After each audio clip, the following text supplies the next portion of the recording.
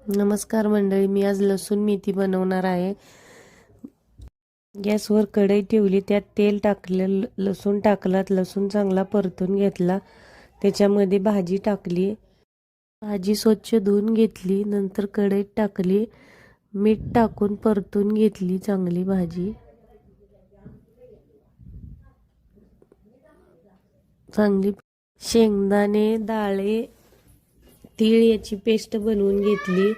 नंतर एका वाटीत भाजी काढून घेतली, परत तेल टाकलं कढईमध्ये, त्याच्यामध्ये जिरे मोहरी टाकली, परत कांदा टाकला, कांदा चांगला परतून घेतला, टोमॅटो टाकले, टोमॅटो परतून घेतले, पेस्ट करून घेतली। नंतर तिखट, गरम मसाला टाकला, ते चांगला परतून घेतला, परत केलेली पेस्ट त्याच्यात टाकली, नंतर चांगले त्याला परतून घेतले तेल सुटेपर्यंत।